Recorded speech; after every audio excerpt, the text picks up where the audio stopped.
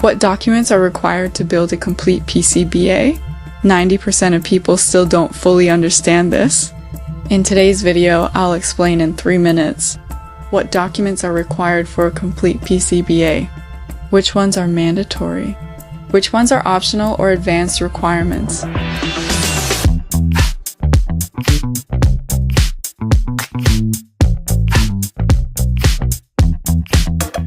First, Gerber file. The Gerber file is the core file for PCB fabrication. It includes copper layers, solder mask layers, silkscreen layers, drill files. Simply put, without Gerber files, the PCB cannot be manufactured. Second, BOM bill of materials. It tells the factory what components to place, which models to use, and the required quantities. Third, pick and place file. This file provides placement coordinates and rotation angles for SMT machines.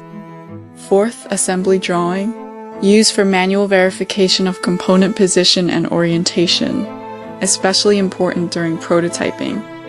Fifth, stencil file, used to manufacture the SMT stencil. It directly affects solder paste printing quality.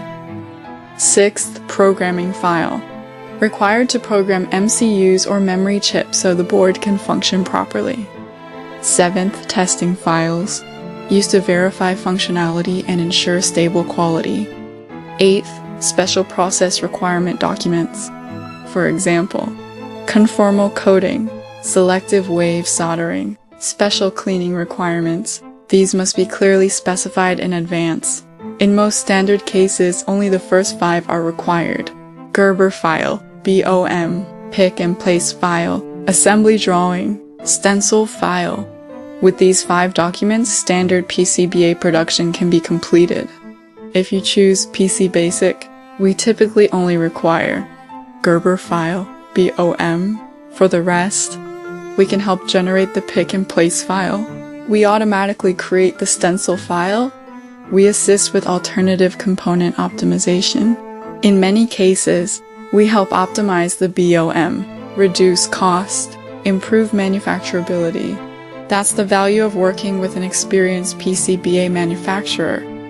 When you work on PCBA projects, do you usually provide all documents at once? Or are you often asked to send additional files later? Let's talk in the comment. In the next video, I'll explain why do some PCBA factories quote low at first, but end up costing much more.